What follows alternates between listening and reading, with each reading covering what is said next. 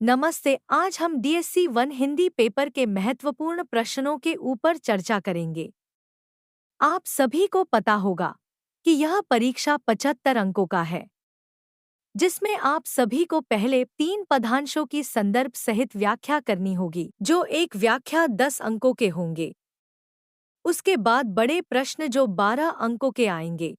किन्हीं 3 आलोचनात्मक प्रश्नों के उत्तर देने होंगे।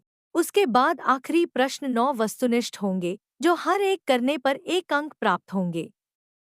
परीक्षा में किस तरह अंकों का विभाजन किया गया है, आप सभी समझ गए होंगे।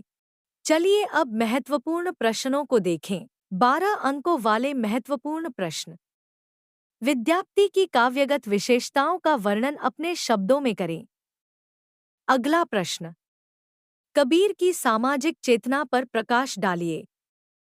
तुलसीदास की भक्ति भावना को अपने शब्दों में लिखें। सूरदास के वियोग श्रृंगार वर्णन पर प्रकाश डालिए। मीराबाई की भक्ति भावना पर प्रकाश डालिए। बिहारी के काव्य में भाव और काव्य सौंदर्य का अनूठा संगम मिलता है, सिद्ध कीजिए। आखिरी प्रश्न। घनानंद की काव्यगत विशेषताएं लिखें। यह घनानंद के काव्य में प्रेम की गहराई का चित्रण कीजिए। यह सभी प्रश्न महत्वपूर्ण हैं। अगर आप यह प्रश्न कर लेते हैं तो और कोई प्रश्न करने की आवश्यकता नहीं है। चलिए अब वस्तुनिष्ठ को देखें। कीर्तिप्ताका के रचनाकार कौन है? मैथिली कोकिल किस कवि को कहा जाता है? कबीर के गुरु कौन थे? कबीर की कविताओं की भाषा बताएं। साहित्यलहरी किसकी रचना है?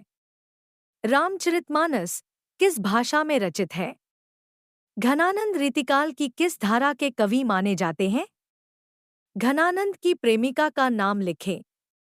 जायसी किस काव्यधारा के कवि माने जाते हैं? जायसी की किसी एक रचना का नाम लिखें। भूषण द्वारा रचित किसी एक ग्रंथ का नाम लिखिए। रहीम की किसी एक रचना का नाम बताइए। रंसखान का मूल नाम क्या था? बिहारी किस राजा के दरबारी कवि थे?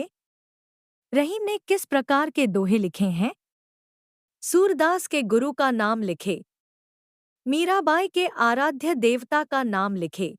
तुलसीदास की भक्ति किस प्रकार की है?